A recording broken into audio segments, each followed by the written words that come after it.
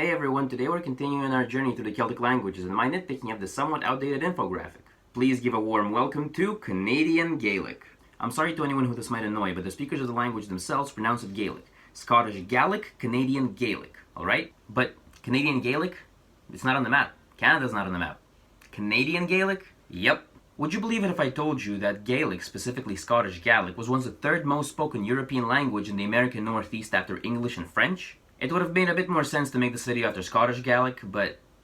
Now, before the Acts of Union of 1707, which united England and Scotland into the British Empire, the Scottish actually colonized quite a bit of place in the Americas, like New Jersey, Carolina. There was also the whole Darien scheme in 1695, but that's a whole other crazy can of worms. Though even after the Union, the Scottish still remained semi-unofficially, officially kinda independent in terms of a dominant colonizing nation/culture in the New World, as even though they are ultimately British, they were and still are seen as proudly separate from the English. The first documented in one of the most significant Scottish settlements in North America was in Nova Scotia, a province of modern-day Canada. I mean, it's even named after them, Nova Scotia, New Scotland.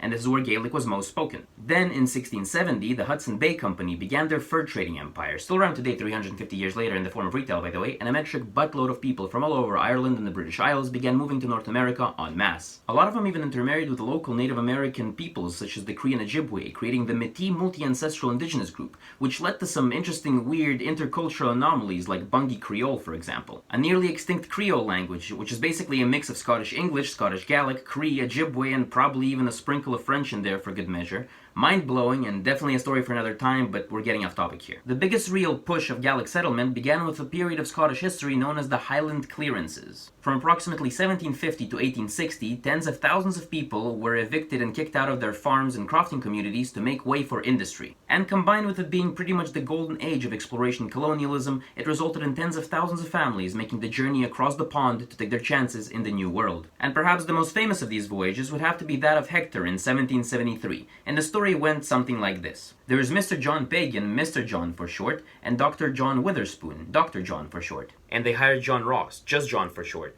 And there are apparently 3 more guys named John involved somewhere in the story of Scottish settlement.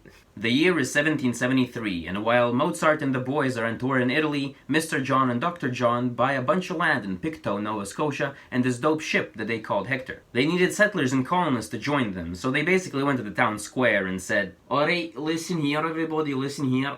We've got this ship ready to go to the New World, and if you come with us on it right now, we'll give you free passage, you'll get your own farm, and we'll throw in a whole year's worth of provisions, all for free. Now what are you waiting for? Don't be daft, the lot of you. Jump on it and let's go." People started emigrating to the east coast of Canada, specifically areas like Nova Scotia and Cape Breton, to get in on that sweet, sweet deal. It is estimated that more than 50,000 Scots, most of whom were Gaelic speaking, immigrated to these areas between 1815 and 1870. And this is where I found probably the coolest and most unexpected fun fact I have ever come across. Presenting the Maxwell Twins. They were probably the world's only ever native Gaelic-speaking African-American Canadians. And also one of them was friends with Rudyard Kipling, who wrote The Jungle Book. Let me just read you a little excerpt from the Ottawa Sun newspaper. Sorry if it's a bit too long. John and George Maxwell were identical twins. The only language they spoke and understood was the Gaelic, Scots Gaelic. The Maxwells were black. They may have been the only black Gaelic-speaking Highlanders in the world. For sure, there were no other Gaelic-speaking blacks in Nova Scotia. The Maxwell twins were born June 18, 1864, on Cameron Island in Broad Door Lake in the West Bay Marble Mountain area of Cape Breton Island. Their father was the son of a West Indies slave who emigrated to Halifax from the United States after the American War of Independence. George met Rudyard Kipling in the port of Gloucester, Massachusetts. Kipling had many fixed addresses. His wife was from Gloucester, and he was living there when he met George. Kipling was quite fascinated by George Maxwell, and they spent several evenings together. At the time, Kipling was researching and writing Captain Courageous, a novel about Gloucester fishermen on Newfoundland's Grand Banks. He decided to add a black character, so George Maxwell became the cook on the fishing schooner. And when I thought it couldn't get any better, there's a direct quote from the book. Chit-chat, chit-chat, chit-chat. "Ain't that so, Doctor?" The cook nodded. "Can he talk?" said Harvey in a whisper. "Enough to get along. Not much of anything we know. His natural tongue's kinda curious. Comes from the units of Cape Breton, he does, where the farmers speak homemade Scotch." "That's not Scotch," said Pennsylvania. "That's Gaelic." So I read in a book. The early to middle 19th century was kind of like the Golden Age of Gaelic in the Americas. Everybody was speaking it everywhere, and there were plenty of monolingual Gaelic-speaking communities as well. So much so that when in the 1840s an Anglican priest from Toronto who came to preach in the Red River Colony, present-day Manitoba, the people deemed his lack of the Gaelic was at first a grievous disappointment. Also, up until now we were only talking about the east coast of Canada. Now, look where Nova Scotia is and look where Manitoba is. Like, Gaelic was spoken in both.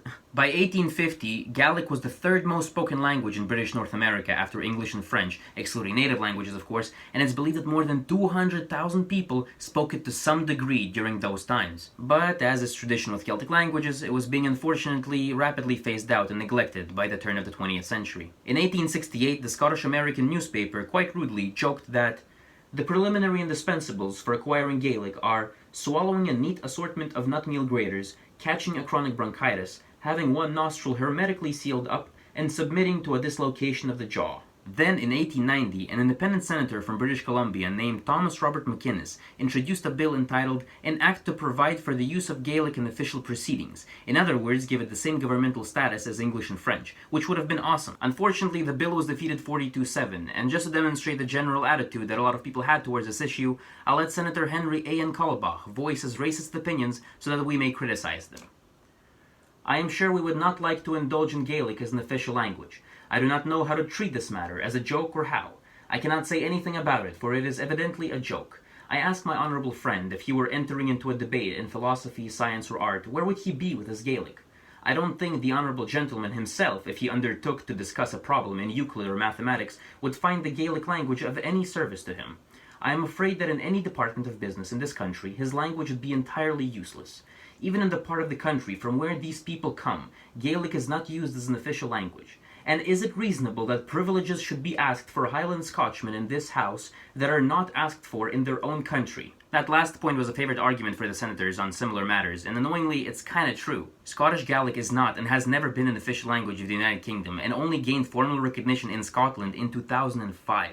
Also, can't debate the whole philosophy and science thing is complete bullcrap, because the overwhelming vast majority of philosophical and scientific terms in English originate from Greek, Latin, Arabic, etc. And apparently this dude was a Gaelic learner himself when he said those things. What an absolute schmuck, honestly, like. Also, I don't want to start any conspiracies here, but it seems to me that Scottish Gaels as an ethnic group / nationality were kind of swept under the rug and ignored in Canadian history, despite being a huge part of it. In 1978, the Canadian Ethnic Studies Association series publication wrote, "The British and French in Upper and Lower Canada and the Maritimes, representing almost 90% of the population, formed a bilingual and bicultural nation with few representatives from other countries." Like, come on. It kind of seems like a stab in the back not just to the Scottish and other Europeans, but hundreds of native people groups. In any case, the population of Gaelic-speaking communities in Canada dropped from a peak of 200,000 in 1850 to 80,000 in 1900 to 30,000 in 1930, and today around 2 to 7,000-ish. And let's break the figure down because different sources and censuses, it's a bit confusing. In Atlantic Canada, which is specifically the provinces of New Brunswick, Nova Scotia, Prince Edward Island, and Newfoundland and Labrador, there were approximately 285 native speakers of Canadian Gaelic and around 2,000 total speakers as of 2016, most of which are in Nova Scotia. In Canada in total, there are approximately 1,500 native speakers and around 4,000 total speakers, though this figure includes all dialects of Scottish Gaelic, not just those derived from Atlantic dialects, aka Canadian Gaelic. And in the 2011 census, there were around 7,200 speakers of Gaelic languages in Canada in total, which could technically include Irish and Manx as well. Whatever is the case, it's a tiny number relatively, considering how widespread the language used to be back in the day. Nevertheless, there has always been someone out there fighting for Gaelic rights and for the language to be taken seriously. In 1920, a petition was signed by 5,468 individuals from more than 230 communities across Nova Scotia, and Gaelic was included as a curriculum option in some schools. Even though it was virtually impossible to find trained Gaelic teachers back then, they somehow managed. Unfortunately, this success didn't last very long, as by World War II, the Canadian government was trying to limit its use in public telecommunications and going as far as labeling Gaelic as a foreign language, which unsurprisingly angered a lot of people. And then, during the actual war, even though Ireland was considered a neutral country, there were many rumors and concerns about there being some kind of secret underground support for the Nazis. People basically went like, Ireland equals probably Nazis, Ireland equals Gaelic, Gaelic equals probably Nazis. which really didn't help neither Irish, Scottish, nor Canadian Gaelic in their image. On top of that, a lot of the usual prejudice, discouragement, and punishment directed at children to try to shame them into stop speaking the language, both at school and at home, really. Hey, the parish gonna be was parish gonna get. Well, I don't know what the diction they need. Harrow. She mar a ba. She mar a high go of a Gaelic. She. I can see well you on skull. How row itches. How bought a go do Gaelic. No, you would do slap man be out. Thankfully, though, these negative connotations started slowly phasing out, and by the 70s, Gaelic was really starting to come back. Or at least people's recognition of it. While there aren't many speakers left today, there is definitely a resurgence happening, and there are supposedly many young people who speak the language even between themselves, which is the pinnacle, the quintessential sign of a healthy language, or at least proof that there's still a chance. There are films, books, road signs, dozens of schools, universities, educational programs offering Gaelic classes all over Canada. In 2002, the government of Nova Scotia estimated that Gaelic was bringing in approximately $23.5 million annually from nearly 380,000 people attending over 2,000 Gaelic-related events every year. And in 2006, the Canadian Office of Gaelic Affairs was established, and its purpose is to promote Gaelic language and culture. I think it's wonderful the amount of support that it's getting, people connecting with their roots and passing on their ancestral language to the next generation. After all this, you might wonder, so what are the differences between Scottish Gaelic and Canadian Gaelic? Well, they are extremely similar. It'd be kind of like the difference between American English and British English, sort of. Canadian Gaelic is a bit more conservative, having developed separately from Scottish Gaelic after the 1700s. Some vocabulary compared to Scottish Gaelic might be a bit outdated or borrowed from other languages, likely French, English, or Cree. Also, as mentioned earlier, Canadian Gaelic and Scottish Gaelic. So just pronunciation and accent in general might slightly differ here and there as well between the two. Additionally, spelling might slightly differ here and there, because there has never been a standardized orthography for Canadian Gaelic. But at the end of the day, those are quite small differences, and from what I've gathered, Scottish Gaelic speakers and Canadian Gaelic speakers would have no issue understanding each other when speaking. And this is where our tale comes to an end. It was a lot of fun making this video, and I didn't include so many more things that I wanted to because the video is already getting quite long, and you could write books about this. And if you're interested, you should definitely read more about Canadian Gaelic, and there are plenty of videos on the subject on YouTube as well. It's crazy how enduring is the spirit of the Gaelic speakers of Nova Scotia and the rest of Canada. I wish them nothing but success, and I'm sure they'll persevere. Don't be ashamed of your languages, people. Teach them to your children. Pass them on. Gaelic.novascotia.ca